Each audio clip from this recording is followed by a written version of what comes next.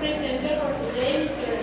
Layne Pethick, with the closing session. We're very happy because he is here with us. But we are going to make some raffles. If you haven't turned in your blue page, this is your last opportunity to turn it in. Are you ready? Let's go. So you hear your name? Okay. Maria Salcedo. Maria. The door prizes are from our exhibitors outside. We are very thankful for them. Oh, I see. Get the bags wherever you go, right? Verónica Piedra. Is Verónica Piedra here? No, Verónica.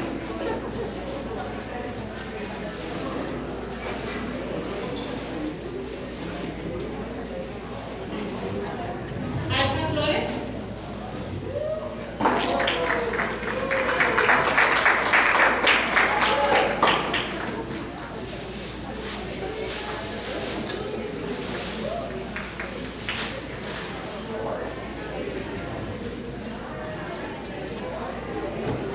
Hernández Cano. Hernández Cano.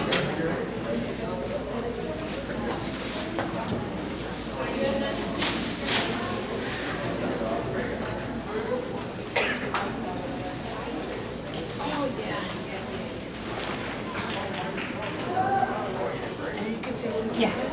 Adriana One Lacaste. with mine.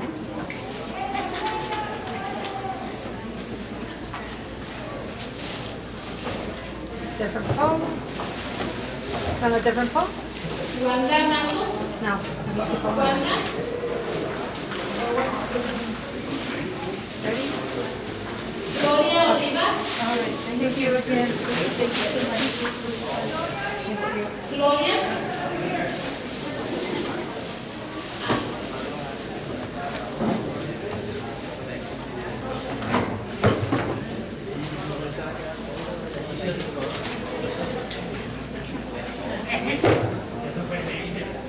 Elizabeth Paz.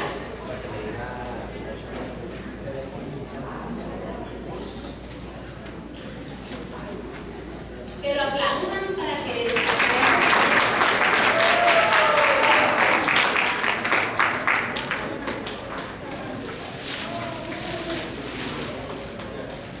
Frank Tarango.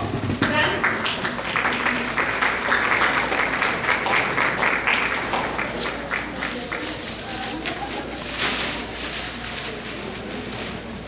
Mi tocaya Lourdes Bonilla. Lourdes.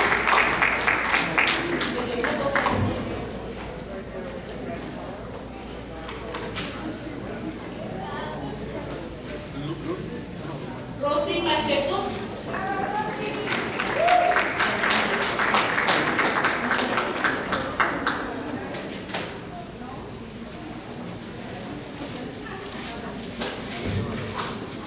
Carla Flores. Carla.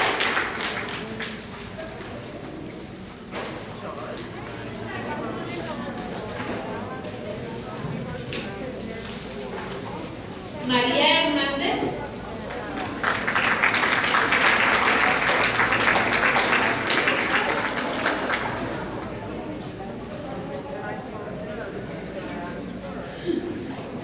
Gabriela Aguilar.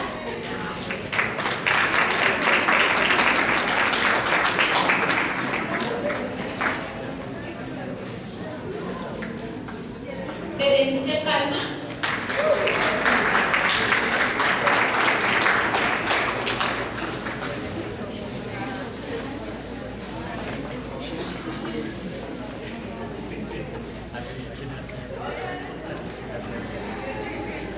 Gustavo Figueroa.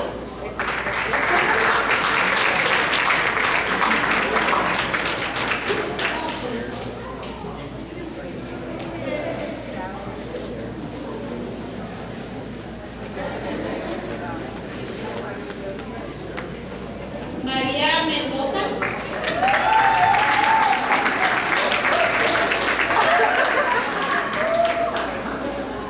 Tenemos uno más.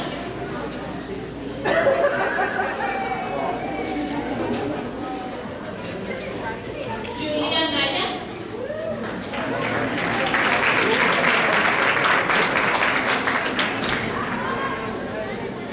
Muchas gracias a todos por su presencia.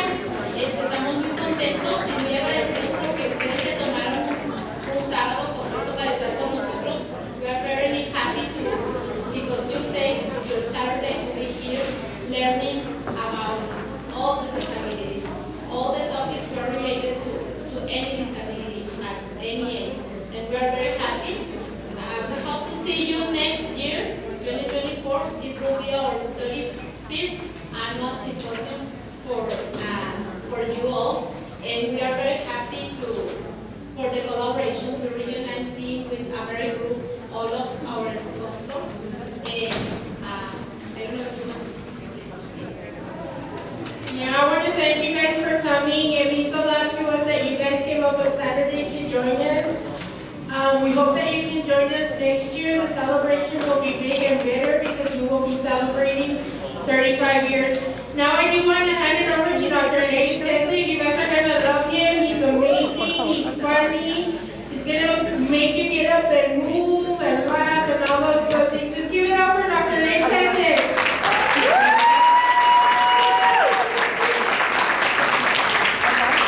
Good afternoon. Oh, it is working. Wow.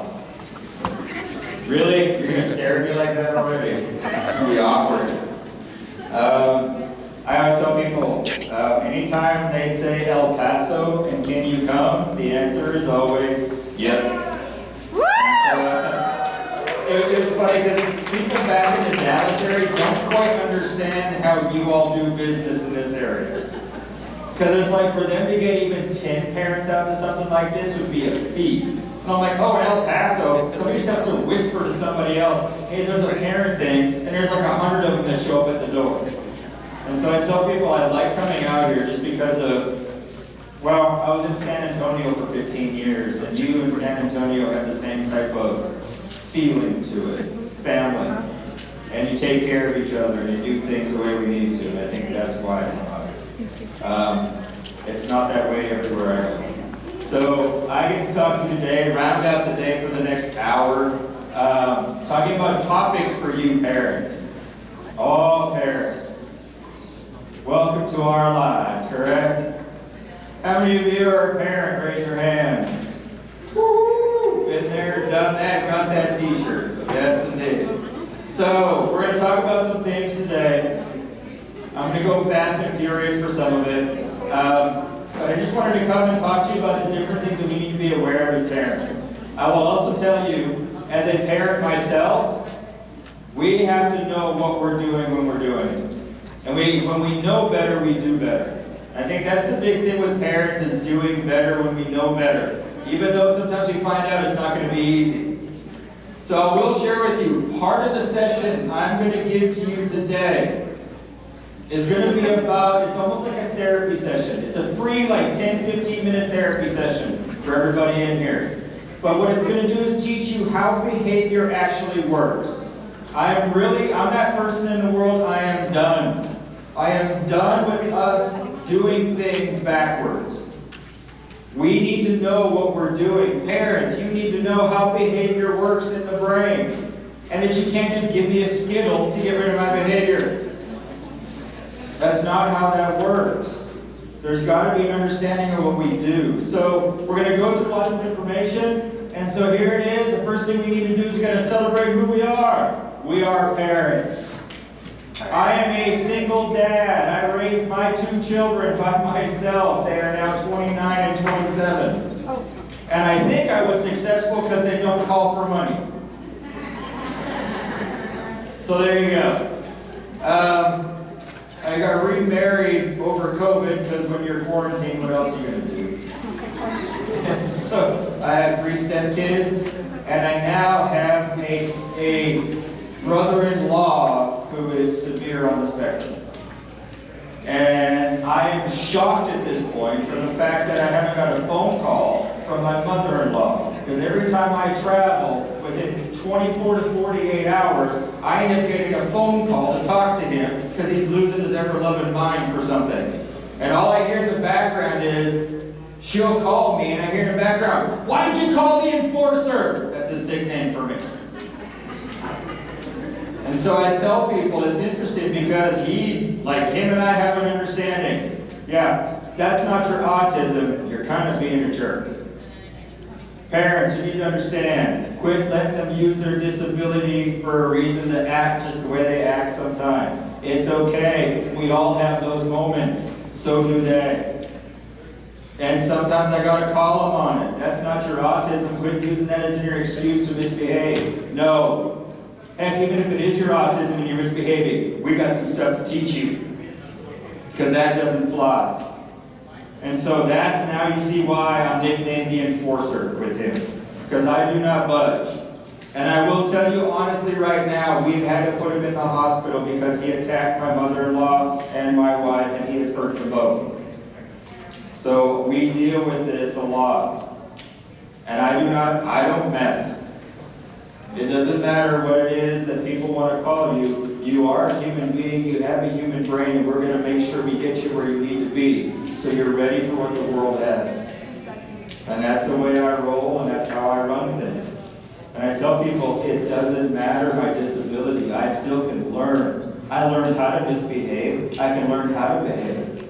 I learned how to do things this way. I can learn them in a different way too. And I tell people, this is where we really got to look at. And so I tell people who I am. It's me. I tell people I started in education 30 years ago. I was a pre-K kindergarten teacher. Pre-K kindergarten got me ready for anything in the behavior world they could have thrown at me. Anybody ever see 4 and 5-year-olds in a room? It's a hot mess. And so I tell people that's kind of where I was at. I've been all over the world doing this and doing this job. I work with some of the toughest people every day. The harder and tougher the behavior, the happier I am. I will go to those kids and I will help do whatever it is I need because they need the most help. Now, it hurts sometimes, or sometimes it doesn't go as well as I want to, but the thing is I don't quit, I'm coming back. We're going to make sure we get this done. And so that's kind of who I am. So parents, we're going to take a look at this video, and I need you to tell me if you've ever had a day like this. I'm not sure if it'll work with the clicker, so I'm just going to go manually do it over here. Parents, all you need to do is just watch this. There's no translation needed for this one.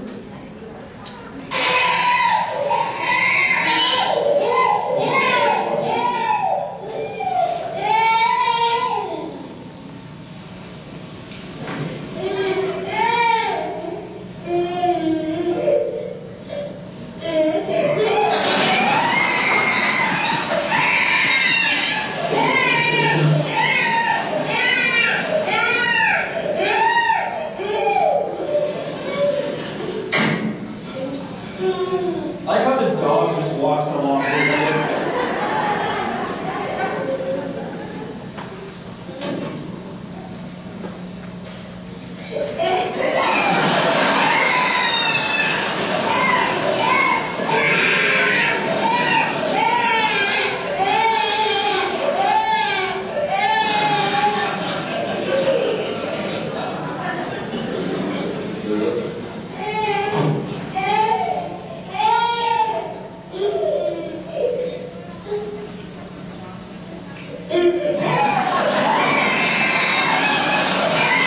So, you ever had one of those days, parents? So, I'm going to start out our talk today with this thing about positive parenting. Okay, I'm going to be the one to tell you that it's not always positive. You know, we always talk about this, and there's this big movement, oh, positive parenting. We have to have positive parenting. But here's my world. If we don't know the negatives, and we don't talk about the negatives, it can't be all positive. Sometimes dealing with the negatives and talking about the negatives, like screen time. We have to talk about the stuff that isn't so positive so we can get better as parents. Diets, screen time. Screen time's a huge issue right now. Parents, we have to get better at getting those screens out of the hands of our kids. We are not doing well at all. And so there's just a lot of things I tell people, it's not about your child always being happy. It's about your child learning how to grow up healthy, mentally and physically. It means that we're going to have to put our foot down, and we're going to have some uncomfortable situations in Walmart or Chibi. Say, somebody knows what I'm saying when I say Chibi. When I was in San Antonio, none of the kids I taught could say H-E-B. They said Chibi. Oh, now it makes sense. So I tell people, giving your child a phone when you go to the grocery store or Walmart is doing a disservice to them. You know what? Parents, just deal with it. When we take our kids out in public, they are gonna do things to us. You can't hide from it or negate it with technology. You're actually causing more harm for your child. They're going to have to throw a fit every now and then when they want something or when they're in the middle of a store. Because as parents, what we do is we deal with that fit in the store because we're teaching that brain, when I'm in this setting, this is how I do this. I'm not allowed to do this other behavior. But if I don't ever get a chance to do it because you put a screen in front of my face, I never learn those behaviors where they're appropriate. And so there's lots of things to look at. Being a parent's hard. Being a parent means you're going to be out in public, your kids are going to throw a walleye fit, and you're going to have other people. You ever have the looky-loos? Oh, I did in-home training for years, and my joy was to take my kids out to Chibi or Walmart. And I'll never forget the twin boys I had. They were a handful. But I told Mom I'm taking them shopping. We went to Walmart. Okay, here's the thing. If your kid can handle Walmart without melting down, they're fine. So I tell people, I took them to Walmart, and it was funny because the mom didn't want to go because she's worried about, well, they're going to do something that's going to cause me to be embarrassed, or they're going to wreck something in the store. I'm like, fine and dandy, I'll take them. And so we went to Walmart. We got down the soda aisle. They were doing fine until the kid who wasn't came running by and bumped into my little boy. Sent him off the deep end and he cleared the soda aisle. It was a hot mess. There was soda bouncing everywhere, sodas flying everywhere, and then I get Joe Public coming by like, I'm like, look, you either finish your grocery list or stay here and help. I don't need you leaking oxygen out of your head at me, all right? And so the mom took off and went down the back aisle. She hid the whole time that we're trying to clean up the soda aisle. Fine and dandy. But what I try to teach Mom is it doesn't matter what the public is. If you're not here to stand in the rain with me, quit trying to stay dry. Go somewhere else. I don't have time. Parents, we've got to be okay sometimes if this is going to happen. It's the only way our kids learn. Avoiding these areas doesn't help me at all. And so it's interesting because that's that whole positive thing, everything's going to be great. It's not always great, and that's okay. Now, for those of you who know me, I do strong brain activities. We've been researching these in our schools for years back home in Canada, and they're all about keeping your kids' brains strong and healthy. Actually, they're for you too, as parents. Parents, you need to keep your brains active, healthy, and strong, and the only way to do that is to take it to the gym. Our brains need to be worked out constantly, and that's what these activities do. So we are going to do some. Now, the group who was with me this morning, you should be pros at these already. But you're still going to try them. I see you all at the tables over here. Now, here's what we're going to do. I need everyone to stand up, please. I know. It's after lunch. It's rough. I get it. All right, ready? Put your right hand down and point with your index finger. Rotate your index finger clockwise. As you're rotating your index finger clockwise, rotate your wrist counterclockwise. I tell people it's like a bad proctology exam, you were doing it correct. All right, ready? Here's the next one. Roll your neck in any direction. As you're rolling your neck in that direction, rotate your tongue inside your mouth in the opposite direction. And this is one of my favorite ones. If you can do this one, are you ready? Put your right foot in front of you. Make a circle clockwise on the floor in front of you. As you're making a circle clockwise in front of you with your foot, hold out your right hand. With your right hand, draw the number 6 in the air.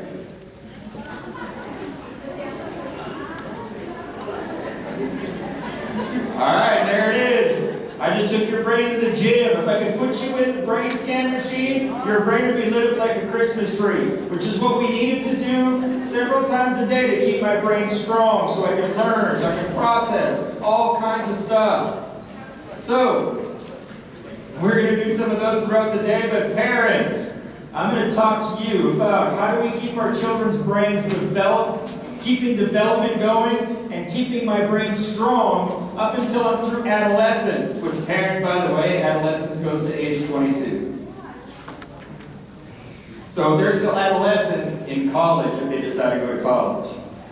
Oh, ladies, do you want some good news? Guys, just do what you do for a minute. Ladies, recent brain research released again and saying, on average, female brains are fully matured and developed by age 20 to 23. Congratulations. Guys, recent brain research is pointing more to more mid-30s, late 30s for the men. So ladies, if you're not married, don't do it. If you are married, I apologize. But here's how we get our kids' brains where they need to be as quick as we can. Are you ready? I'm going to give you the top 2 to start with. These are the top 2 things you as parents should be doing with your kids the most every day, all day, regardless of how old they are. I tell people it's our duty to do these for our kids' benefit. You ready for the first one? Maybe. Play. Play is the #1 thing we know of to develop the human brain, especially all the way through adolescence. The more I play, the better my brain development. The more I play, the stronger my synapses, the stronger my brain becomes. Hey, adults in this room, you got to keep playing all the way through your lifetime, because as adults, the more we play, the more our brain stays maintained away from deteriorating as we get older. Play, play, play. I'm giving everyone in this room permission to play and play a lot. If somebody's asking you, why do you play so much? Brain development. You have the answer.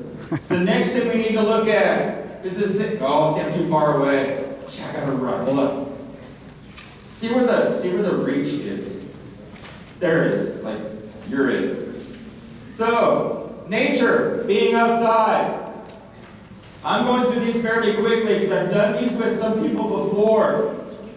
All school-age kids should be outside roughly 3.5 hours every single day for optimal brain development and maintenance. Do you want the bad news now? We in the United States are the worst for this. Our children, our school-age kids in the United States are only outside roughly 72 minutes a day at the most. 1/3 of what's needed for brain development and brain strengthening. We need to be outside. Us adults should be outside 150 minutes a day to keep our brain maintained through our lifetime. I know everybody's like, oh. I love this area because you have lots of outside stuff to do around here. You got mountains to go hiking. I don't have that in Dallas. We have a hill. So, I tell people too, ever hear of ADD, ADHD? Yeah. Do you want to know what we found out? So the brain research we're doing in Canada, doctors and neurologists took it over. And they did more research in the area. And their results were different because they were studying ADD, ADHD. Here's what they found out. 20 minutes of walking outside is the same as me taking my medication. The only difference is, the outside version kicks in faster and lasts longer than the pharmaceutical version. So, he didn't take his meds. Get outside, let's walk. Go, go, go. You got 20 minutes, go for a walk. You're good. Isn't that awesome? I mean, there, I'll just save you some money if you don't buy the medicine anymore, too. But here's the thing, we also found this out. And this is where I go training schools and school districts. Every child should have recess about 3 or 4 times a day. No excuse. That doesn't happen here. However, here's what we found out. Autism and ADD, ADHD Kids with high emotional behavioral issues, kids with high trauma, should actually get recessed 3 times more than anyone else in that school. Who misses recess the most? That exact population. Yes, yeah. They're all put their hands up. Yes. Man, we could have some fun, I'm telling you. So, there's some information, parents. Being outside, here's what we found out. In the United States, because children are not getting outside, they lack this thing called vitamin D. Vitamin D comes from the sun. Taking supplements for vitamin D is not the same as getting it from the sun. You would have to take like a bottle of those supplements to get anywhere near what the sun gives us in about 20 minutes. And so what I tell people is, because our kids are not going outside, what they're finding is, in the United States, most of our kids, by the time they hit adolescence, have such a lack of vitamin D, it's affecting their cognitive development and their executive functioning issues. So it's having a detriment on that side of it too, because we're not outside, just having sun on us. And this is a sunny place. Like El Paso, I've been here once when there was a storm, and then once when it snowed. That was the craziest thing ever. So, yeah, it actually did, yeah. Yeah, it snowed, then rained, then decided to snow. I was like, this is great. So who said being a parent was easy? I didn't. Parents, this is our tough talk. I will share with you right now, in the United States, there's 2 factions of parenting that's going on right now. These 2 factions make up about 70 to 80% of how parenting is done in our country. This is the first faction. This is the parents who are distracted and disengaged.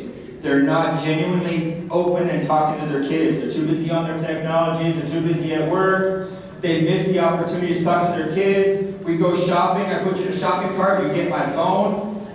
We go to a restaurant, you pull out your technology, you're getting ignored. This is the issue we're having. This is called distracted and disengaged parenting. They did a lot of this research in the autism world, because a lot of parents in the autism world were sending their kids out to all kinds of therapies, which means they're not there with you. You realize that any therapy your kid goes to, the therapy should be showing you and be in your home to show you how this reacts to the home life and community life, so they don't need you anymore. It doesn't help to send your kids to therapy to go pick them up and come get them. That's not good therapy. Good therapy teaches you how to generalize this stuff through the place and has you involved at a high degree. Because the more you're removed from your child's therapy, the less effective it is when they're with you. So being with you is what we need, that genuine connection and how it works together. And we see this a lot because a lot of our kids in the autism world, they're out at therapies all over the place. And so they started the research there. What we're finding is, when I'm distracted or when other people do stuff, and more than I do as a parent, we have this disengaged thing. You realize that it actually increases something in your kids called narcissism. Disengaged parenting can create narcissistic tendencies in children. How many of you know all about narcissism? It's one of the worst group of human characteristics any human being can have. What it is I didn't have my parents around to guide me the proper way through. And yes, mom and dad, it means the tough times. You're there, you stay with me no matter how difficult it gets, or even within public, because you're there to guide me. What you're teaching my brain in the difficult times is how I do the social maneuvering. If you're not there and other people are doing it, what happens is my brain makes its own rules. And I follow those rules. I adhere to those rules. I show up to school and the teacher tells me to do something. No! Down I go. Oh, it's his autism. Nope, he's a narcissist. We are dealing with this a lot. It's actually what we're seeing coming through the pipe for years. COVID kind of sped it up a little bit. Parents, it is our duty to be the first ones in on that front line with our kids. Other people can't do it for us because it does certain things to our children. And so I tell people that's one faction of parenting we deal with a lot in the United States. This is the other. Overparenting, helicopter parents, smother mothers, lawnmower parents, whatever the nickname is you want. Guilty parenting. Parents, I'm going to tell you right now, one of the biggest things I've seen, and I've dealt with it even within my own family, Guilty parenting. Oh, I feel bad, and oh, I haven't done all I should have, so here you go. No. Parents, we do the best we can at any given time. Whether it's perfect or not, it doesn't matter. You shouldn't feel guilty. Guilty parenting goes down some bad paths. Oh, and by the way, parents in here, just let me break it to you. Yeah, your kid's gonna screw things up and do things wrong and get in trouble. It's not anyone else's fault. I see this a lot. Oh, it's their fault. Oh, it's their fault. It's not Junior's fault. Junior's great. Not true. This is where we're bubble wrapping our kids, protecting them from the things that are going to go south. My brain doesn't develop until I do things wrong. I get in trouble for it. I feel uncomfortable. That's what my brain learns. My brain learns when I'm uncomfortable. My brain doesn't learn when it's comfortable. When I learn my lessons, when I learn my hard lessons in life, you have to let me fail. You have to let me be uncomfortable so my brain can learn it. Quit trying to bubble wrap me and save me from everything in the world. You're not helping me because I will grow up to be in the highest risk factor for anxiety, depression, and suicide. So there's a lot of things to look at with this. We need to find a happy medium again in our world. And so sometimes this is where we parents have to dig deep and how do we do business? Where are we at? How do we need to start changing a bit? We can't always be there to protect your kiddos. How do we teach them how to maneuver life outside of us too? And so it's an interesting world to go into, but this is the next topic. Screen time. And I can be remiss. This is what we can start changing immediately, is screen time. I want you to watch this video. We're going to talk a little bit about what you hear in it.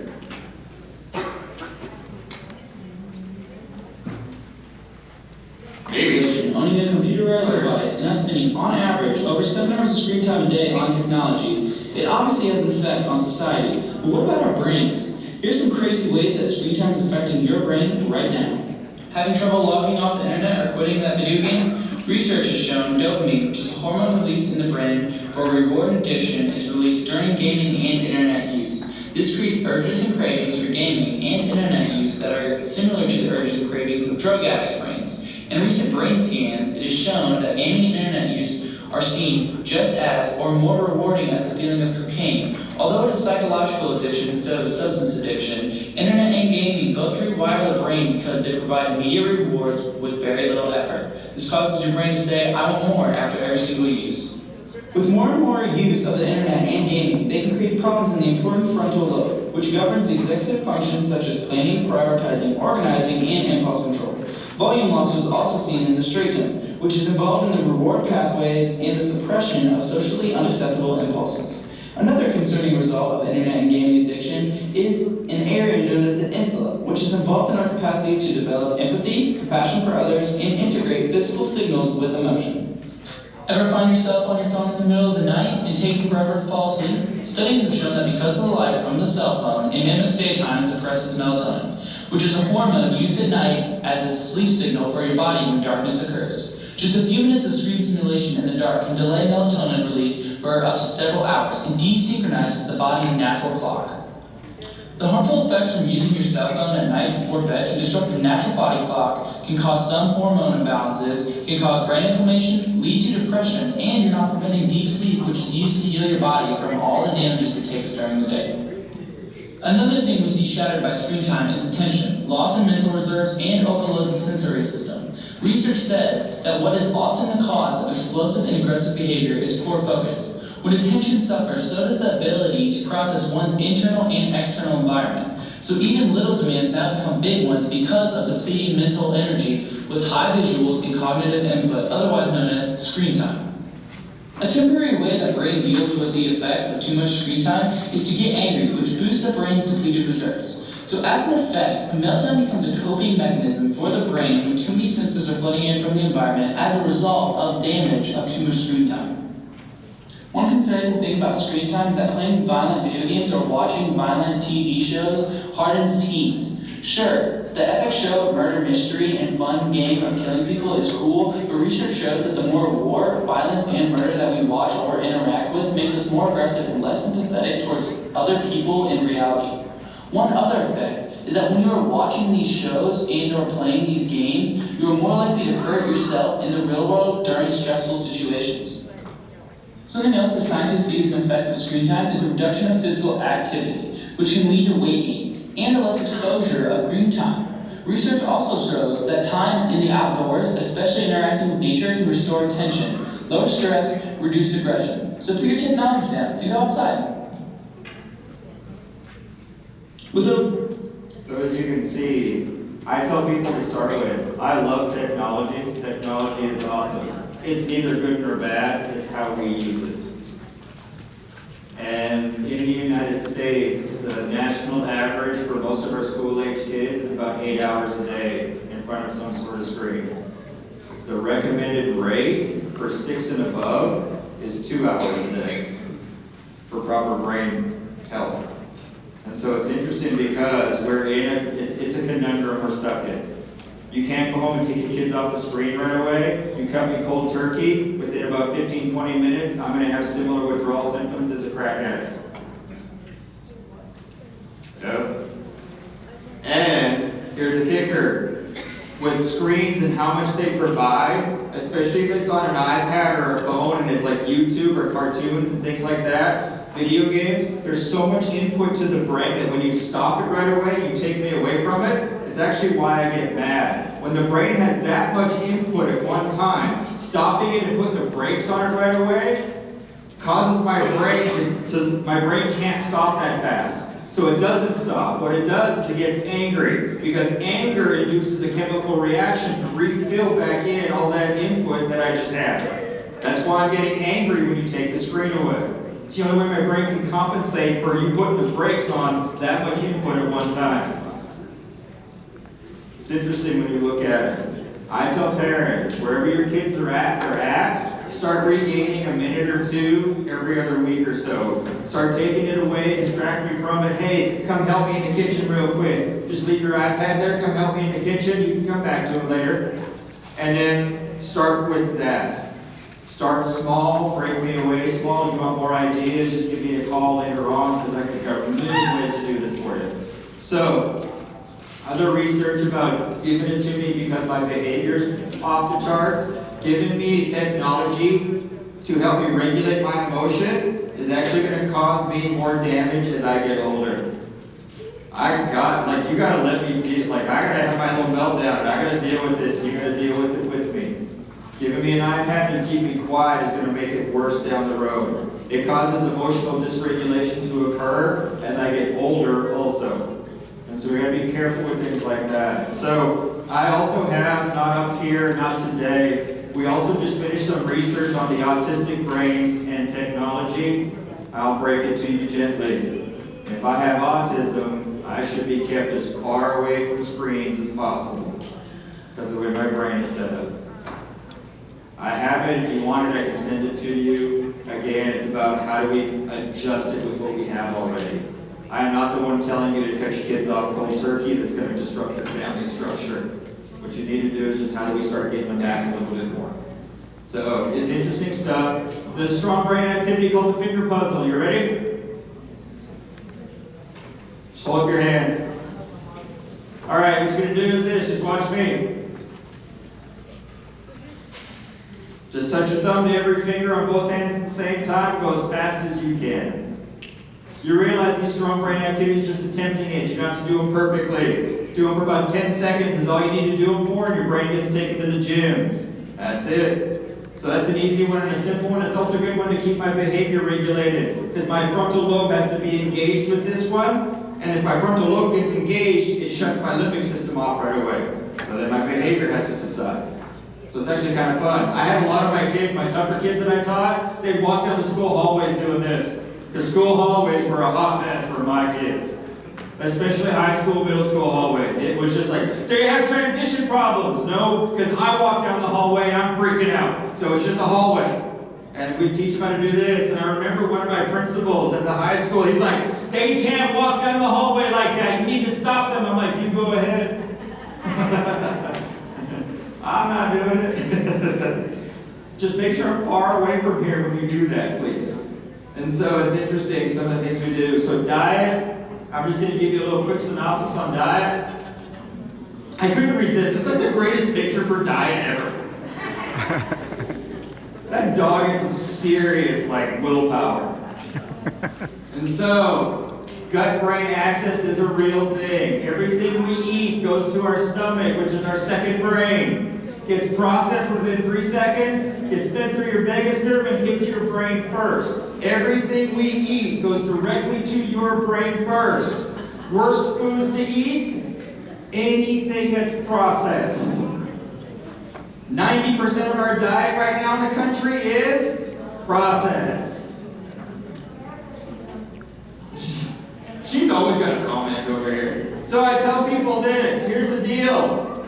Fruits and vegetables. I will tell you right now, parents, you want any ideas on changing your kid's diet, you give me a holler. I've been doing behavior for 30 years.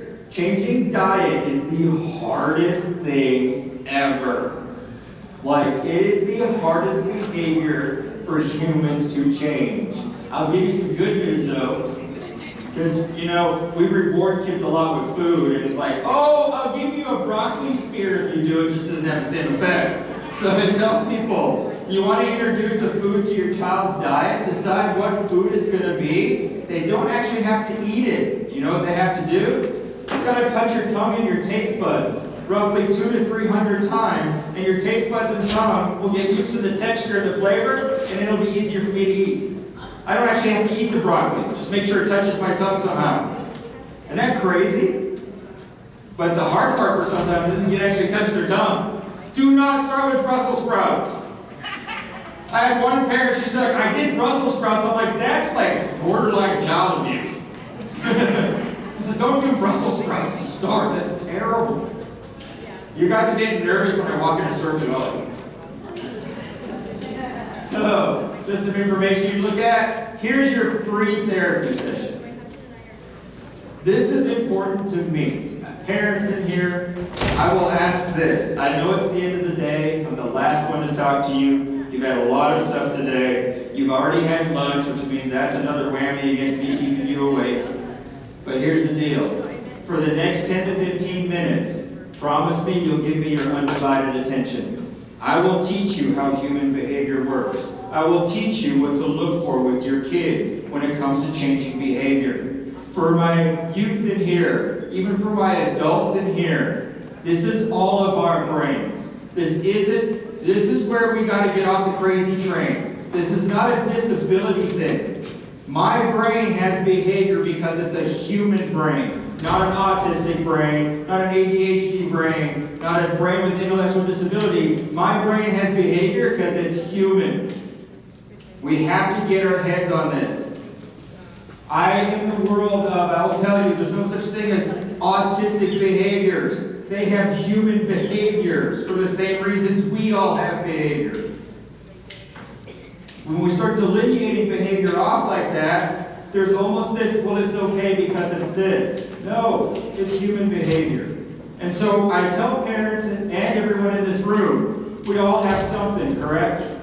We're all struggling in life with something. Most of us always have something that we got to work on or we can't get over or we struggle getting through, correct? If you're that person in this room, you're going to now understand why you're still struggling with it. And so, here it is. It's about, I hate the word replacing. Oh, we got to find a replacement behavior. No. You got to find a behavior you're going to have to teach. You can't reward or punish behavior in the human brain. You have to teach my brain what it doesn't currently have. You have to teach it to my brain. We cannot reward and punish behavior out of human beings. That research was done on animals. And yes, I can reward and punish animals because that's how their brain structure is. That's not how the human brain works. You can use rewards and punishers to keep some of my severe behaviors a bit at bay while you're trying to teach me the new skill sets I have. Parents, this is important. Oh, again, Parents in here, please tell me you're not the only one who's ever done this to their child.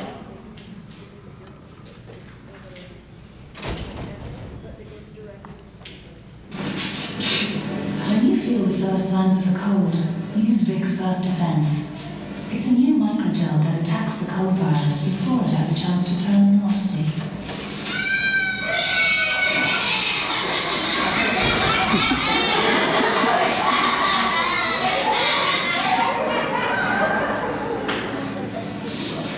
New Vicks First Defense. Attack is the best form of defense. So, I have to tell the truth. My daughter was watching me put together a presentation when I was going to Baltimore about 2 years ago. And I put this video in there, and she's like, "Oh, you did that to me in Target." I was like, "Yes, I did." I'll never forget that day. She came around the corner of the Barbie, and she's like, "I want the Barbie!" And I'm like, "No." I'm like, "Ah!" She's like, So, I tell parents, we have to have honest conversation about behavior. I am the one who's going to have these deep conversations with parents because I want you to do the best for your child. If it means we're going to deal with behavior, behavior is the hardest thing to teach to the human brain. It's the hardest thing to deal with human beings. So my honesty, straightforward conversation starts like this. Parents, if you are not willing to change the way you do business, I'll just politely bow out and tell you that you're wasting my time. Until I know the adults are willing to start changing their behavior and doing it different, we don't change kids' behavior. Ever. You can't keep doing the same way and expect different results. It doesn't work that way. I struggle with this in our school systems. I have to get a bunch of adults in a school system to change how they do business. Otherwise, you can have the best BIP in the world. It isn't going to work if the adults don't change what they do first. I can't go help a teacher in their classroom. I can't go help a family in their home to change their kids' behavior if you don't want to change. It's impossible for me. It will never happen. And so what I tell parents is this. I help you dig deep on this. I am the one who has the hard conversations with you, because good change is difficult, but it's worth it. And here's where I look at it. No matter how hard it gets to be with my child's behavior, what if I quit now? What if in 5 minutes a miracle happens? Why would I quit? Keep going. But this is the question. There's some things I have to deal with behavior, and this is the first one. Parents, when we start working with your child, we start dealing with behavior change. This should be a question you have to address first. I will take you, for instance. I'm helping you with your child change their behavior. The first thing I need to know has nothing to do with your child. Are you strong enough and healthy enough to be good and ready to do what we're about to do? Because if you're not, we're not going to do it. Did you hear what I just said? If you are not strong enough and healthy enough to get this job done, we're not going to do it right now. Your child isn't the one who gets help first. Who do I help first? You. That means I have to help the parent get to a place where they are strong enough and healthy enough so when we start tackling this behavior, you're not going to cave in, you're not going to back down, you're not going to give up. Because here's the kicker. If you are not strong enough and healthy enough and you try to start tackling these behaviors, you're going to set yourself back up to years in the long run. Parents, you have to be honest with people. If you're not ready, you've got to say, I don't think I'm ready for this. I need to get help first. We can't start tackling this stuff without you either. Schools don't have the responsibility to change all the behaviors by themselves. We all have to do it together. This morning I heard a lot about being a team, being together, doing it together. Yes, because if we're not together, it is a bugger on the other end that is doing it by themselves. We have to be good enough and strong enough for this. So, strong brain activity we'll get to. Here's where your free therapy comes into play. Are you ready? Our brain and our trauma equals our behavior. This is good stuff. It's some of my favorite stuff. I'm running out of time, so here's what we got. I know, I'll show it in a little bit. No worries. Okay, fine. I mean, who am I to disappoint people? Oops. Oh, wait, watch this. Well, thank you. How thoughtful. Would you like a chocolate? Yeah, sure. Thanks. Oh, sorry, Sheldon, I almost sat in your spot. Did you? I didn't notice. Have a chocolate. Thank you.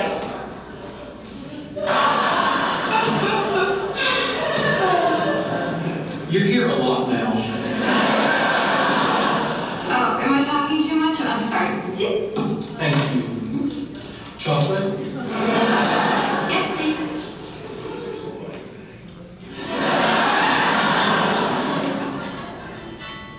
Oh. Hey, Kim. Yeah.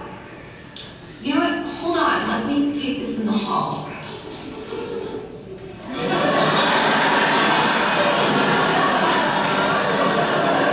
You'll never guess who that replacement. Okay. I know what you're doing. Really? Yes. You're using chocolates as positive reinforcement for what you consider correct behavior.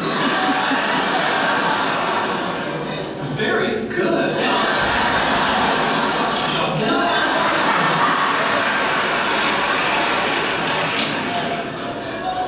Sheldon, you can't train my girlfriend like a lab rat. Actually, it turns out I can. Well, you shouldn't. There's just no pleasing you as their learner. You weren't happy with my previous approach to dealing with her, so I decided to employ operant conditioning techniques, building on works of Thorndike and B.F. Skinner. Yet by this time next week, I believe I can have her jumping out of a pool, balancing a beach ball on her nose. No, this has to stop now. I'm not suggesting we really make her jump out of a pool. I thought the bazinga was implied. We're just tweaking her personality. It's sanding off the rough edges, if you will. No, you're not sanding Penny. Are you saying that I am forbidden from applying a harmless, scientifically valid protocol that will make our lives better? Yes, you're forbidden. Bad, Leonard. So, I put that in there for fun. But here's what I want to talk to you about. For over 20 years now, I've been involved in brain research. And as we find out more about how the brain works, how the brain, what it needs, when it needs it, how it needs it, it's our job to share it with people. And so I tell people this: the brain world shows us now how our human brain deals with behavior and why I have behavior. And how behavior, because all those behaviors you're trying to fix with me, why I still have them and they don't go away. So here it is. This is your brain in a basic diagram. Everybody in this room, every human being that walks this earth, that's the setup for our brain. Our brain has 4 basic layers. It's got the brainstem, the midbrain, the limbic system, and the cortex. If you look at the arrows at the bottom, everything, all of our sensory input, all of our interoception, stuff inside our body, when we're feeling sick, we're not feeling good, we worry, everything else, it all comes into our brain at the bottom first. We have a bottom-up brain. Everything comes into the bottom part of the brain, the brainstem, the midbrain, and everything else, before it gets up to this thing called the cortex. The very top part of our brain is called the cortex. It's what makes us human. I will say that one more time. The cortex is what makes us human. Some of the old behavior research of days gone by researched animals that don't have a cortex, they stop at the limbic system. We have a cortex. We know this because we've got lots of brain research now. Here's the thing. The one thing, parents, I need you to understand is that cortex is responsible for all of that stuff. But the most important thing when it comes to behavior, parents, because all of our brains have a cortex, it's the only part of our brain that can tell time. The only part of our brain that is able to distinguish past, present, future is the cortex. No other part of our brain can do it. But where does everything come in at? The bottom. Everything that we feel, do, everything that happens to us comes through the bottom part of our brain that can't tell time, and it has to get to the top part of our brain. Once we process things to our cortex, our brain timestamps it, and I learn from it, and I change. But it's not until stuff gets to my cortex that it changes. So here's what this means for behavior. Everything we feel, every time something happens, every time I feel emotion, something big happens, I misbehave, or whatever it is, those behaviors occur. Those moments get burned into the memory stores in the lower part of the brain. They haven't been moved up to the cortex. It takes adults in my life, my parents, other people around me to teach me how to move those memories up. If you don't do that, you don't process behavior with me, if you don't talk to me about, hey, you know what, screaming and hollering in Target is not good behavior, this is why. You do this when the dust settles. Everything's calm. You talk to me about my behavior. You rationalize it with me. You talk about it with me. Then you tell me what to do better next time. What you're doing is you're taking those memories that are stuck down here and you're helping me process it to my cortex where I can timestamp it. As soon as I timestamp my behaviors, I now know how to behave differently. But here's the thing. Young children can't analyze their emotions like that. I have behaviors because everything that is related to those behaviors are memories that are stored in the lower part of my brain. They don't tell time. I just see the look on Dad's face and I start going off the deep end because it just triggers that memory. It can't tell time, so I feel like I'm back in that moment again and I react to it. I feel it, I react. I feel it, I react. It's not until my parents help me process through it and move it to my cortex so I can timestamp it and say, oh yeah, Dad looked at me like that before because I did this. So I didn't do that this time, so I don't need to freak out when I see Dad do that. Does it make sense? That's the thing. Anything stored in the lower part of my brain as a memory, I will always react to it. AKA, those are my behaviors that you want to change most of the time. Once you start talking to me about those behaviors, help me rationalize why those behaviors are wrong, and then help me figure out how to do it better. Teach me better ways to do it. You're moving it up to my cortex so I can timestamp it and I can start doing it. There's a problem with this though. I tell people, it means we have to teach behavior. If we go back one, if you take a look, memories to emotional experiences will be stored in the lower areas of the brain rather than be processed unless the adults around the child help the child process, teach it, analyze it, and support experiences around this new behavior. Otherwise, if you just reward or punish me, I don't ever get it processed. And now, how long does that take? Here's the news. For most brains on the earth, once you start helping me process those memories, about 5,000 plus times before they get processed and time-stamped. If I have autism, ADD, ADHD, I have cognitive issues, I got high emotion, trauma, everything else, 10,000 plus times per memory minimum.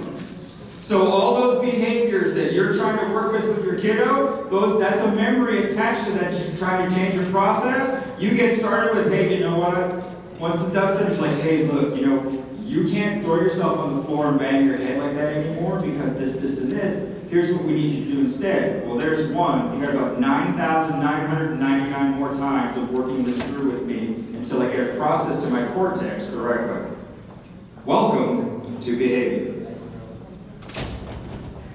We have to get a little better at this. Parents, we have to help our kids process their behavior. We cannot just reward and punish. I get we find motivators so I don't act up so much, but that just buys us more time to start teaching more times and processing it more times. Not just be happy because I'm not acting up.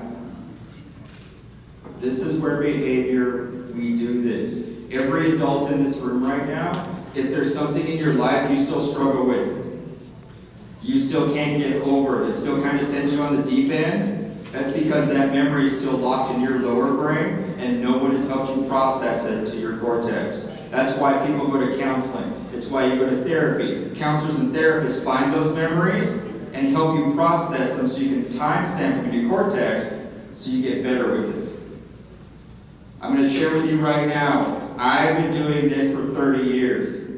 I have been doing brain research for 20 plus of these 30 years. I know all about this. I'll be the first one to admit to you if I've had to go to counseling. Even though I know this, I know what my brain is doing to me, I know how my brain is doing it. I have had trauma in my life that I can't get over by myself. I have to get help. Here's the kicker. Everybody needs help to get over their trauma. I can't just fix it or get over it and deal with it. Burying it and ignoring it doesn't make it any better, nor does it make it go away. It embeds it into that lower memory even deeper, which means you're going to be hitting the 10,000 plus times when you start dealing with it yourself. Welcome to our brains. That's how our brain works. That's it. When it comes to behavior, it's work. There's no easy answer. And parents, when it comes to changing behavior, if you're not directly involved as the front person, as the one who's the one doing the most, good luck. I will change my behavior for others, not for you. And that is something that we gotta look at.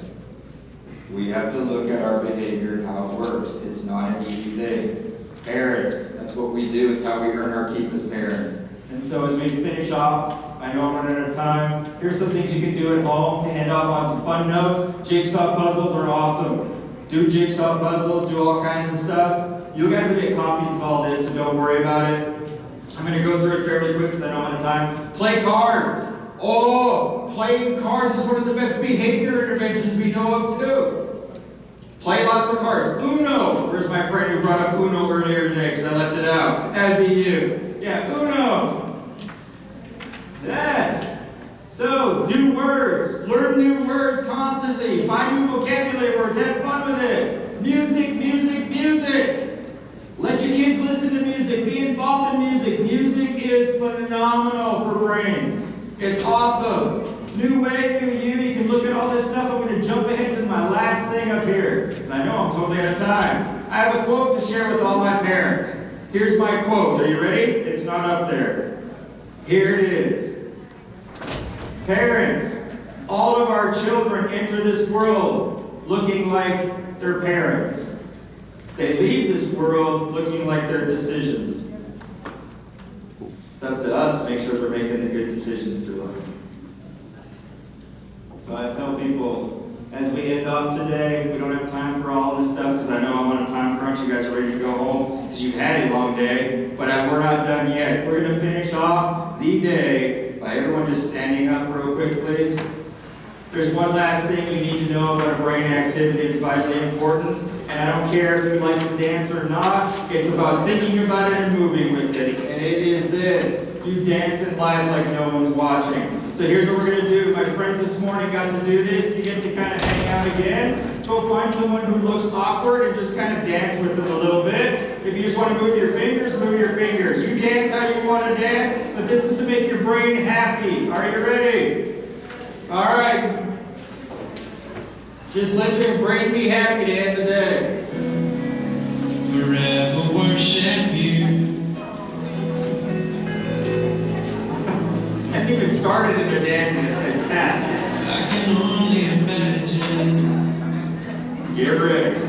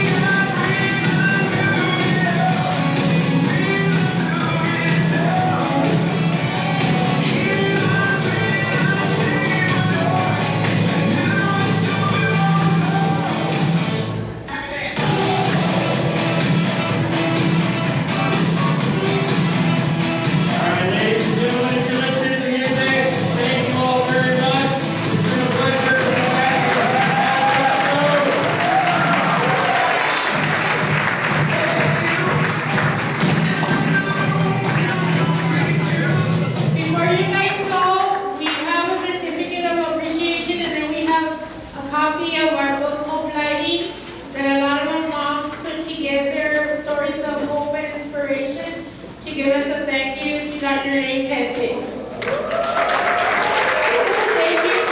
And then just really quickly, you guys, before you go, please don't forget to turn in your evaluations. And then please, in your bags, you got a note card for comments. We need to hear from you guys so that we can keep improving this symposium for next year. Next year, we will be celebrating 35 years, and we want to make it bigger and better. So one more thing, you guys can take